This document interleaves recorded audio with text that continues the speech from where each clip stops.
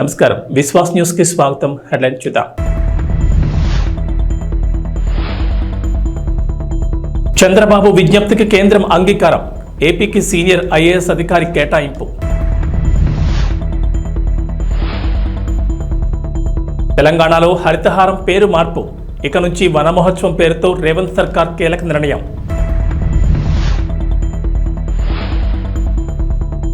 తెలంగాణకు rain alert. పలు జిల్లాల్లో భారీ వర్షాలు, ఎల్లో అలర్ట్ జారీ. కేంద్రంలో అధికారంలో ఉన్న ఎన్డీఏ కూటమిలో కీలక భాగస్వామిగా ఉన్న తెలుగుదేశం పార్టీ తనకు కావలసిన వాటిని సాధించుకుంటోంది. ఈ క్రమంలోనే కేంద్ర సర్వీసుల్లో ఉన్న సీనియర్ ఐఏఎస్ అధికారిని రాష్ట్రానికి పంపించాలని ఆంధ్రప్రదేశ్ ముఖ్యమంత్రి నారా చంద్రబాబు నాయుడు చేసిన విజ్ఞప్తికి కేంద్రం ఓకే చెప్పింది. చంద్రబాబు అడిగిన సీనియర్ ఐఏఎస్ అధికారిని ఏపీకి పంపించేందుకు కేంద్రం ఆమోదం తెలిపింది. కేంద్రంలో విధులు నిర్వర్తిస్తున్న మరికొందరు ఐఏఎస్ అధికారులు కూడా త్వరలోనే రాష్ట్రానికి రానున్నట్లు తెలుస్తోంది. సీనియర్ ఐఏఎస్ అధికారి పీయూష్ కుమార్ ఆంధ్రప్రదేశ్కు తిరిగి వచ్చారు. పీయూష్ కుమార్ను కేంద్ర సర్వీసుల నుంచి రిలీవ్ చేస్తూ కేంద్ర సిబ్బంది మరియు వ్యవహారాల శాఖ తాజాగా ఉత్తర్వులు జారీ చేసింది.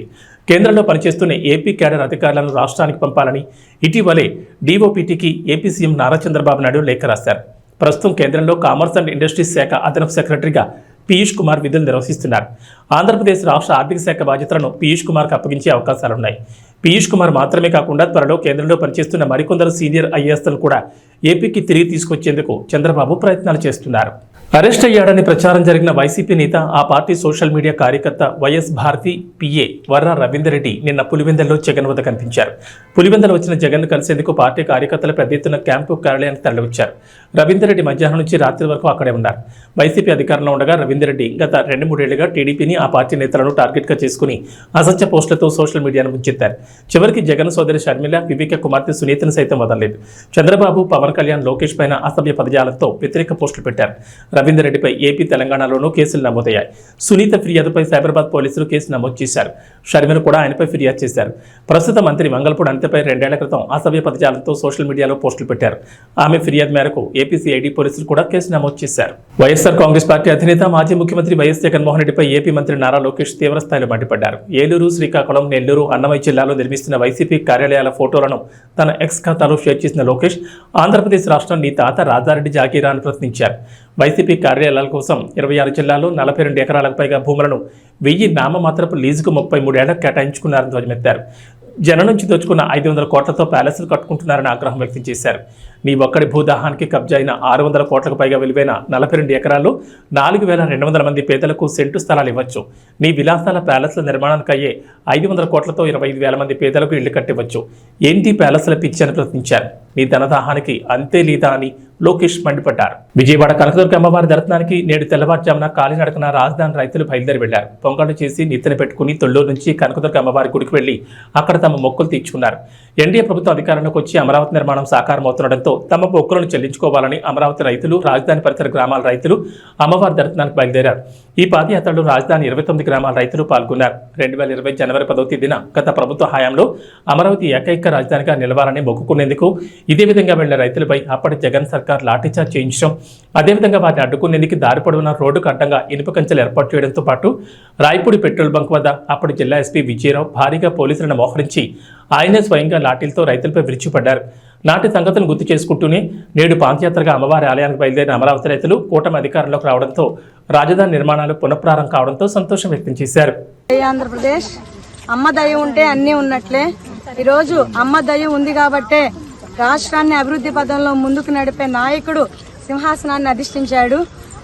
ఒకప్పుడు ఈ రాష్ట్రాన్ని 3 రాజధానులు ఒక అనాలోచిత నిర్ణయం తీసుకున్న ముఖ్యమంత్రి గారు మమ్మల్ని ఏం పట్టించుకోకుండా నడి రోడ్డున నిలబెట్టినప్పుడు అమ్మకు చెప్పుకుందాం మా బాధనని వెళ్తుంటే ఇదే రోడ్డుని మా మీద అన్యాయంగా లాఠీచార్జ్, పోలీసులను పెట్టి అన్యాయంగా లాఠీచార్జ్ చేసి ఒక దమనకాండం చేయించారు.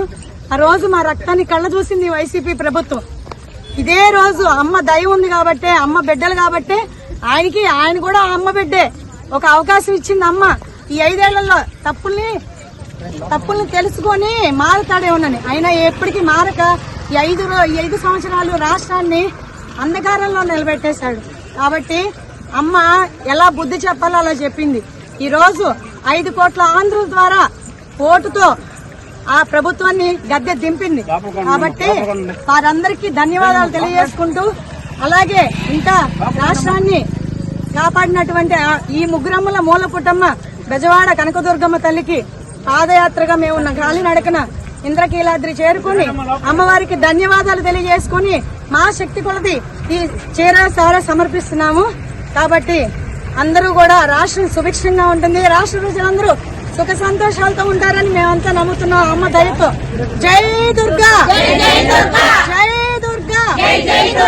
జై భవానీ, వస్తున్నామమ్మా, వస్తున్నామమ్మా, కరుణించమ్మా, కరుణించమ్మా. ఎమ్మెల్యే పదవి కాలం ఎటువంటి ఒడిదుడుకులు లేకుండా 5 ఏళ్ల పాటు విజయవంతంగా ముందుకు సాగాలని, నియోజకవర్గం అన్ని విధాలు అభివృద్ధి చేసేందుకు ఎమ్మెల్యే కొలికపూడి శ్రీనివాస్ తీసుకునే చర్యలకు ఆ దేవదేవుడు చల్లని ఆశీర్వాదాలు అందజేయాలని కుటుంబ సభ్యులకు ఆశీర్వాదాలు అందజేశారు వేద పండితులు. ఈ సందర్భంగా ఎమ్మెల్యే దంపతులకు బొట్టు పెట్టి హారతి అందించి గోత్రనామాలతో ప్రత్యేక పూజాభిషేకాలు నిర్వహించి భక్తులకు తీర్థ ప్రసాదాలు అందజేశారు వేద పండితులు. ఎమ్మెల్యే కొలికపూడి దంపతులతో పలువురు దంపతులు శ్రీ వెంకటేశ్వర స్వామి వారి వివాహ మహోత్సవంలో భాగంగా పీటలపై కూర్చున్నారు. ఈ ఆధ్యాత్మిక కార్యక్రమానికి నియోజకవర్గ వ్యాప్తంగా అధిక సంఖ్యలో భక్తజనులు పాల్గొని వెంకటేశ్వర స్వామి వివాహ వేడుకను భక్తి శ్రద్ధలతో తిలకించారు. ఈ సందర్భంగా భక్తులకు అల్పాహార విందు ఏర్పాటు చేశారు.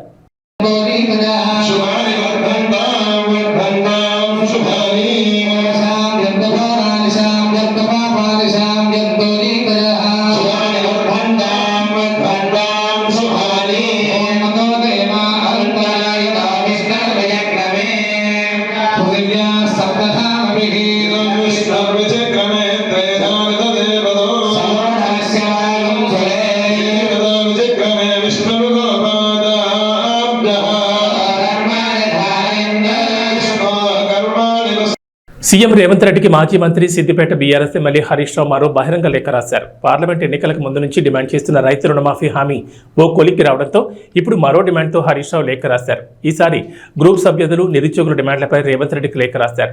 గ్రూప్ సభ్యులు నిరుద్యోగుల ఆందోళన ఆవేదనను కాంగ్రెస్ ప్రభుత్వం అర్థం చేసుకుంటుందని ఆశించామని, కేబినెట్ భేటీలో వారికి న్యాయం చేసేలా నిర్ణయాలు తీసుకుంటారని ఎదురుచూశామని హరీష్ రావు తెలిపారు. కానీ అందరి ఆశలు అడియాసలు చేసేలా, నిరాశలోకి నెట్టేలా వాళ్ల గురించి ఎలాంటి చర్చ లేకుండానే మంత్రివర్గ సమావేశాన్ని ముగించారంటూ హరీష్ రావు దుయ్యబట్టారు. కాంగ్రెస్ సర్కారు ఏర్పడిన మొదటి సంవత్సరంలోనే 2 లక్షల ఉద్యోగాలను భర్తీ చేస్తామని ఎన్నికల్లో హామీ ఇచ్చారని గుర్తు చేసిన హరీష్ రావు దాన్ని మర్చిపోయారంటూ ధ్వజమెత్తారు. నిరుద్యోగులకు నెలకు 4,000 గౌరవ భృతి ఇస్తామని కూడా హామీ ఇచ్చారంటూ గుర్తు చేశారు. 10 ఏళ్ల బీఆర్ఎస్ పాలనలో వివిధ శాఖల్లో 1,60,000 ఉద్యోగాలు భర్తీ చేసినప్పటికీ కాంగ్రెస్ పార్టీ అంతకన్నా ఎక్కువ ఉద్యోగాలు ఇస్తుందని నమ్మి ఓటేశారని హరీష్ రావు వివరించారు. తెలంగాణ ప్రభుత్వం హరితహారం పేరు మారుస్తూ కీలక నిర్ణయం తీసుకుంది. మొక్కలు పెంచి ఈ కార్యక్రమాన్ని ఇక నుంచి వనమహోత్సవం పేరుతో నిర్వహించాలని డిసైడ్ అయింది. బీఆర్ఎస్ ప్రభుత్వ హయాంలో ఈ కార్యక్రమాన్ని తెలంగాణకు హరితహారం పేరుతో నిర్వహించేవారు. ప్రస్తుతం కాంగ్రెస్ ప్రభుత్వం అధికారంలోకి రావడంతో పేరు మార్చారు. ఉమ్మడి తెలంగాణలో కాంగ్రెస్ అధికారంలో ఉన్నప్పుడు వనమహోత్సవం పేరుతోనే పచ్చదనం పెంచే కార్యక్రమాన్ని నిర్వహించారు. 1950లో ఈ కార్యక్రమం ప్రారంభం కాగా 75 సంవత్సరాలు పూర్తి చేసుకుంటున్న నేపథ్యంలో తాజా కార్యక్రమానికి వజ్రోత్సవ వనమహోత్సవంగా రాష్ట్ర ప్రభుత్వం కొత్త పేరు పెట్టింది. తెలంగాణ వ్యాప్తంగా మొక్కలు నాటడంతో పాటు వాటి సంరక్షణకు సంబంధించిన శాఖలు తగిన చర్యలు తీసుకోవాలని రేవంత్ ప్రభుత్వం ఆదేశాలు జారీ చేసింది. ఈ మేరకు జిల్లా రాష్ట్ర స్థాయి పర్యవేక్షణ స్టీరింగ్ కమిటీలను కొత్తగా నియమిస్తూ తాజాగా ఉత్తర్వులు జారీ చేసింది. జిల్లా సమన్వయ కమిటీకి కలెక్టర్ చైర్మన్గా వ్యవహరించనున్నారు. ఈ కమిటీలో 10 మంది సభ్యులు ఉంటారు. అలాగే రాష్ట్ర స్థాయి సమన్వయ కమిటీకి అటవీ పర్యావరణ శాఖ ముఖ్య కార్యదర్శి చైర్మన్గా వ్యవహరించనుండగా 8 మంది ఉన్నతాధికారులు సభ్యులుగా ఉంటారు. పాన్ ఇండియా స్టార్ ప్రభాస్ నటించిన కల్కి 2898 ఏడీ చిత్రం జూన్ 27న ప్రపంచవ్యాప్తంగా రిలీజ్ కాబోతోంది. తాజాగా లాంచ్ చేసిన రిలీజ్ ట్రైలర్కి అదిరిపోయే రెస్పాన్స్ వచ్చింది. ముఖ్యంగా ప్రభాస్, అమితాబ్ పాత్రల మధ్య సాగే పోరాట సన్నివేశాలు గూస్ బంప్స్ తెప్పించేలా ఉన్నాయి. మరోవైపు కల్కి చిత్రానికి తెలంగాణ సర్కార్ నుంచి గుడ్ న్యూస్ వచ్చింది. ఈ సినిమా టికెట్ ధరల పెంపు, అదనపు షోలకు తెలంగాణ ప్రభుత్వం అనుమతించింది. ఈ నెల 27 నుంచి జూలై 4 వరకు ఈ టికెట్ రేట్లు పెంచుకునేందుకు అనుమతించింది. అంటే 8 రోజుల పాటు ఈ టికెట్ ధరలు పెంచుకునేందుకు వెసులుబాటు కల్పించింది. కల్కి సినిమా టికెట్పై గరిష్టంగా 200 పెంచుకునేందుకు పర్మిషన్ ఇచ్చింది. సింగిల్ స్క్రీన్ థియేటర్లలో 75, మల్టీప్లెక్స్లో 100 రూపాయల వరకు పెంచుకోవచ్చని తెలిపింది. అలానే ఈ నెల 27న ఉదయం 5:30 షో కూడా తెలంగాణ ప్రభుత్వం అనుమతించింది. వారం రోజుల పాటు 5 షోలు నిర్వహించేందుకు వీలుగా ఉత్తర్వులు జారీ చేసింది. ఇటీవల కల్కి టికెట్ ధరల పెంపు, అదనపు షోల కోసం అనుమతి కోరుతూ వైజయంతి మూవీస్ తెలంగాణ సర్కార్కి దరఖాస్తు చేసుకుంది. దీంతో తాజాగా సర్కార్ ఈ అనుమతులు ఇచ్చింది. ఓ దశలో హ్యాట్రిక్ విజయాలు నమోదు చేసి సూపర్ 8కు చేరిన భారత్ ఇక్కడ కూడా వరుసగా 2వ మ్యాచ్ను గెలుపొందింది. యాంటిగ్వా వేదికగా బంగ్లాదేశ్తో జరిగిన మ్యాచ్లో 50 పరుగుల తేడాతో విజయం సాధించింది. దీంతో టోర్నీలో సెమీఫైనల్కు చేరువైంది. ఈ మ్యాచ్లో 197 పరుగుల భారీ లక్ష్యంతో బరిలో దిగిన బంగ్లాదేశ్ ఏ దశలోనూ పోటీ ఇవ్వలేకపోయింది. భారత బౌలర్ల దాటికి ఆ జట్టు బ్యాటర్లు తేలిపోయారు. దీంతో ఆ జట్టు ఓటమి ముందుగానే ఖరారైపోయింది. కానీ నజ్ముల్ హుస్సేన్ శాంటో 32 బంతులు 40 రన్లు, తంజీద్ హుస్సేన్ 31 బంతులో 29 రన్లు చేసి జట్టు ఆలౌట్ కాకుండా కాపాడారు. చివరికి బంగ్లాదేశ్ నిర్ణీత 20 ఓవర్లలో 8 వికెట్ల నష్టానికి 146 పరుగులకు పరిమితమైంది. భారత బౌలర్లలో కుల్దీప్ యాదవ్ 3 వికెట్లతో సత్తా చాటాడు. జస్ప్రీత్ బుమ్రా 2, హర్షదీప్ సింగ్ 2, హార్దిక్ పాండ్యా 1 వికెట్ పడగొట్టారు. అంతకుముందు టాస్ ఓడి తొలుత బ్యాటింగ్ చేసిన భారత్ నిర్ణీత 20 ఓవర్లలో 5 వికెట్ల నష్టానికి 196 పరుగులు చేసింది. వైస్ కెప్టెన్ హార్దిక్ పాండ్యా 27 బంతుల్లో అజయ్ హాఫ్ సెంచరీతో సత్తా చాటాడు. విరాట్ కోహ్లీ 28 బంతుల్లో 37 రన్లు, రిషబ్ పంత్ 24 బంతుల్లో 36, శివం దుబే 24 బంతుల్లో 34 రన్స్తో తలా ఓ చేయి వేశారు. బంగ్లాదేశ్ బౌలర్లలో రిషద్ హుస్సేన్ 2, తంజిమ్ హసన్ షకీబ్ అల్ హసన్ 1 వికెట్ పడగొట్టారు. బాపట్ల జిల్లా చీరాల మండలం ఈపురపాలెం యువతి అత్యాచారం హత్య కేసులో నిందితులను పోలీసులు అరెస్ట్ చేశారు. కేసును స్వయంగా సీఎం చంద్రబాబు పర్యవేక్షించడంతో అధికారులు వేగంగా స్పందించారు. ఘటన జరిగిన 48 గంటల్లోనే నిందితులను పట్టుకున్నారు. ఈపురపాలెం వాడలోకి వెళ్లే మార్గంలో 3 అరెస్ట్ చేశారు. బాధితురాలు ఇంటర్తోనే చదువు ఆపేసింది. ఇంటి వద్దే ఉంటూ మిషన్ కుడుతూ కుటుంబాన్ని పోషిస్తోంది. శుక్రవారం ఉదయం బహిర్భూమికి వెళ్లింది. మత్తుకు బానితులైన 2 యువకులు యువతిని చెట్ల పొదల్లోకి లాక్కెళ్లి అత్యాచారం చేశారు.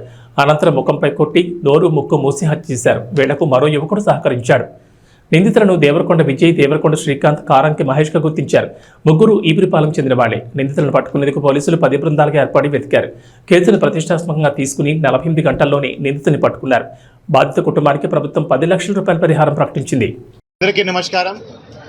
సో నిన్న చిరాల రూరల్ పోలీస్ స్టేషన్ అంటే ఈపురపాలెం పోలీస్ స్టేషన్ పరిధిలో నిన్న ఎర్లీ మార్నింగ్ అరౌండ్ 5:45కి ఒక అన్ఫార్చునేట్ షాకింగ్ ఇన్సిడెంట్ జరిగింది.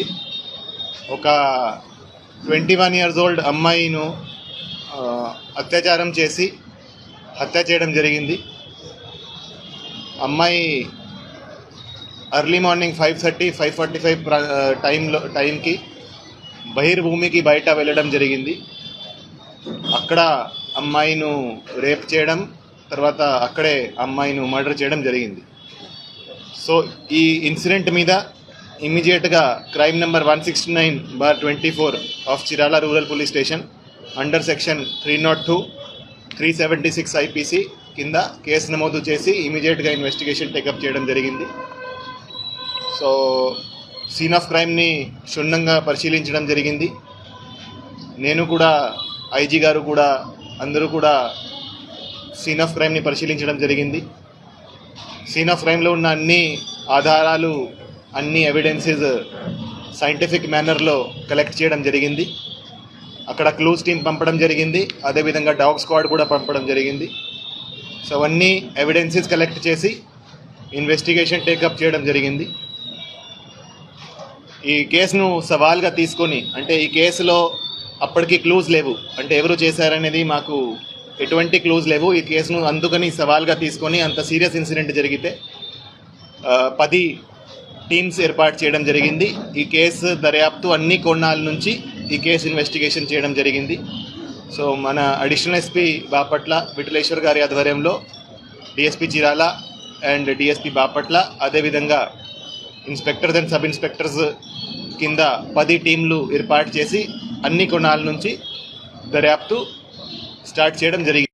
ఇన్వెస్టిగేషన్ పరంగా ఈరోజు సాయంత్రం చిరాల అవుట్స్కర్ట్స్లో హై రెస్టారెంట్ దగ్గర 3 ముద్దాయిలని అరెస్ట్ చేయడం జరిగింది. ఈ 3 ముద్దాయిలు ఈపురపాలెం విలేజ్కే, సేమ్ విలేజ్కి చెందిన వాళ్ళే. A1 Devarakonda Vijay, A2 Karanki Mahesh and A3 Devarakonda Srikanth. So వీళ్ళు 3కి ఇంతకుముందు కూడా వాళ్ళ మీద కొన్ని కేసులు, క్రిమినల్ కేసులు ఉన్నాయి.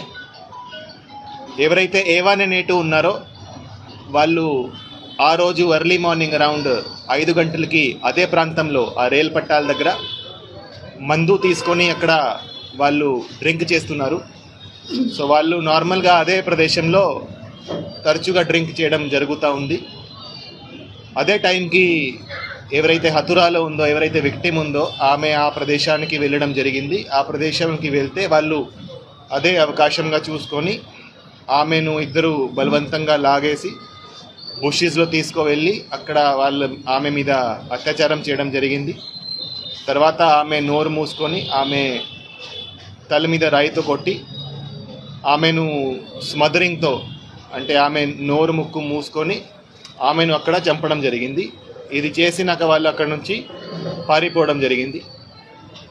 పారిపోయి వాళ్ళిద్దరూ వాళ్ళ ఇంటికి వెళ్ళి అక్కడ వాళ్ళ బట్టల మీద కొన్ని మట్టి తర్వాత కొన్ని ఈ మార్క్స్ ఉన్నాయి. అందుకని వాళ్ళ ఇంటికి వెళ్ళి అక్కడ బట్టలు కూడా చేంజ్ చేయడం జరిగింది. దాని తర్వాత వాళ్ళు మళ్ళీ సీన్ ఆఫ్ క్రైమ్కి రావడం జరిగింది. అప్పుడు కొంతమంది వాళ్ళను అక్కడ చూడడం జరిగింది. అంటే వాళ్ళు సీన్ ఆఫ్ క్రైమ్లో మళ్ళీ ఆ రోజు కొంతమందికి కనపడ్డారు. ఎప్పుడైతే బాడీ దొరికే ఆ టైంకి మళ్ళీ కనపడ్డారు. సో అందుకని మాకు వాళ్ళ మీద కూడా అనుమానం వచ్చింది. వాళ్ళ మీద ఇంతకుముందు పాత కేసులు కూడా ఉన్నాయి కాబట్టి వాళ్ళను అరెస్ట్ చేసి విచారిస్తే వాళ్ళు ఈ క్రైమ్కి కన్ఫెస్ చేయడం జరిగింది, వాళ్ళే చేశారని. సో ఎవరైతే A1 and A2 ఉన్నారో వాళ్ళు ఇద్దరు కలిసి ఆమెను బలవంతంగా అత్యాచారం చేయడం జరిగింది. ప్రకాశం జిల్లా టంగుటూరులో కొండేపి నియోజకవర్గంలో అత్యధిక మెజార్టీతో గెలిచిన మంత్రి స్వామికి కొండేపిలో టీడీపీ విజయాన్ని కృషి చేసిన రాష్ట్ర కార్యనిర్వాహక కార్యదర్శి దామచర్ల సత్యాకు ఘన సన్మాన కార్యక్రమం చేపట్టారు టంగుటూరు మండలం టీడీపీ నాయకులు. ఈ సందర్భంగా మంత్రి స్వామి మాట్లాడుతూ అసెంబ్లీలో తాను కూర్చుని పోరాటం చేసిన కుర్చీలోనే జగన్ కూర్చున్నాడని, చేసిన పాపాలు అరాచకాలతో మొహం చల్లలేక ప్రమాణ స్వీకారం చేసిన వెంటనే ఆ కుర్చీలో కూడా కూర్చోకుండా ఆయన బయటకు వెళ్లిపోయారని, ఇదంతా దేవుడు రాసిన స్క్రిప్ట్ అని మంత్రి డోలా బాలవీరాంజన స్వామి జగన్ ఎద్దేవా చేశారు. 3 సార్లు ఎమ్మెల్యేగా గెలిపించిన కొండేపి నియోజకవర్గ ప్రజలకు శిరస్సు వంచి నమస్కారం చేసుకుంటున్నానని తెలిపారు. అనంతరం మండల నాయకులు మంత్రికి శాలువాలు పూలమాలతో సత్కరించారు. ఈ కార్యక్రమంలో కామాని విజయ్ కుమార్, బెజవాడ వెంకటేశ్వర్లు, బెల్లం జయంతిబాబు, మక్కరి వెంకట్రావు తదితరులు పాల్గొన్నారు. అద్భుతమైన విజయాన్ని ఇచ్చేందుకు మీ అందరికీ నేను అభినందనలు, ధన్యవాదాలు తెలియజేస్తాను. ఈరోజు ప్రమాణ స్వీకారం చేశారు. సభలో స్పీకర్ని జరుగుతుంటే మొహం చూపించడానికి వెళ్ళిపోయింది ప్రతిపక్షం. నిన్న కూడా మీరు పేపర్లో చూస్తుంటారు. కరెక్ట్గా 10 నిమిషాల ముందు ఆయన పేరు వస్తుంది రంగం లోపలికి వచ్చాడు. ప్రమాణ స్వీకారం చేశాక ఆయన కుర్చీలో కూడా కూర్చోాల. ఆయన సాంబశివరావు అన్నాడు, నువ్వు పోరాటం చేసి నువ్వు కూర్చున్న సీట్లోకి జగన్ కూర్చోబెట్టు అన్నాడు. అంటే అంతకుముందు నేను కూర్చున్న సీట్ ప్రతిపక్షంలో, జగన్ వచ్చి ఆ సీట్లో కూర్చున్నాడు. ప్రమాణం చేసి కుర్చీలో కూర్చోవాలి సభ్యుడిగా, నేరుగా బయటికి వెళ్ళిపోయాడు. అంటే తప్పులు చేశాడు, మొహం జల్లల. దాన్ని ఒక్కటి చంద్రబాబు చెప్తున్నారు, మనకు వచ్చిన విజయంతో పొంగిపోకుండా నిగ్రహించి అభివృద్ధిని, సంక్షేమాన్ని అందరికీ అందించాలి. గతంలో ఎన్నడూ లేని మెజార్టీలు మనకు వచ్చాయి. అంటే సాంప్రదాయంగా మనకు వేసేదానికన్నా ఎక్కువ మంది ఓట్లేశారు. పైకి కనపడకుండా కూడా ఓట్లేశారు. అందరినీ కలుపుకోవాల్సిన బాధ్యత మన మీద ఉందని చెప్పి చెప్పడం జరిగింది. వచ్చినటువంటి అధికారాన్ని నిలుపుకోవడమే మన ముందున్నటువంటి పెద్ద బాధ్యత.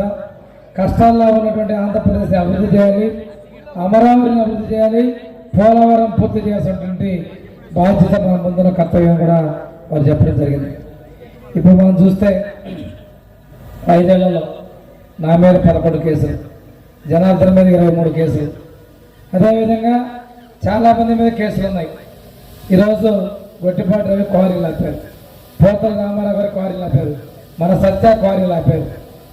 ఇవన్నీ కూడా వేధింపుల్లో భాగమే. అదేవిధంగా చూసుకుంటే చాలామంది మీద మన కార్యకర్తల మీద కేసులు ఉన్నాయి. పోలీస్ స్టేషన్లో ప్రతి గ్రామం నుంచి కేసులు లేని ఎవరూ లేరు. తప్పుడు కేసులు పెట్టారు, పొలాలు అక్రమంగా లాక్కున్నారు, గట్లు దున్నేశారు, బిల్డింగ్లు కూలగొట్టారు, పక్క పోర్షన్లోకి పోకుండా కంచెలేశారు. ఎన్నో కష్టాలు ఉన్నాయి.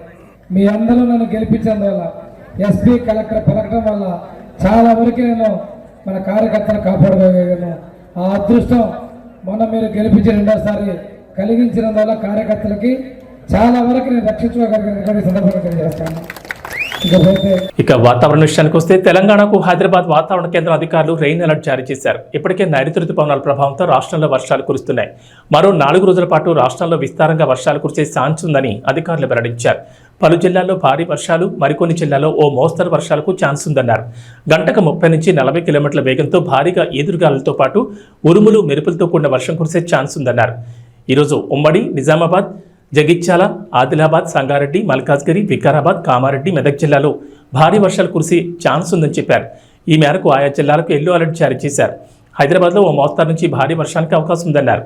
ఆకాశం మేఘావృతమే ఉంటుందని, ఉదయం మేఘాలు కమ్మేసి సాయంత్రానికి వర్షం కురవచ్చని చెప్పారు. మేఘాల కారణంగా తీవ్ర ఉక్కవతం ఉంటుందని చెప్పారు. కొన్ని జిల్లాల్లో పగటి వేళ ఉష్ణోగ్రత 32 డిగ్రీల సెల్సియస్ ఉంటుందని వెల్లడించారు. పిడుగులు పడే అవకాశం ఉన్నందున చెట్ల కింద ఉండకూడదని హెచ్చరించారు. భారీ వర్షాల నేపథ్యంలో అవసరమైతే బయటకు వెళ్లొద్దని సూచించారు. ఇదిలా ఉండగా గత 24 గంటల్లో తెలంగాణ వ్యాప్తంగా పలు జిల్లాల్లో ఓ మోస్తరు నుంచి భారీ వర్షాలు కురిశాయి. ఏవీ బులెటిన్ విశేషాలు. నమస్కారం.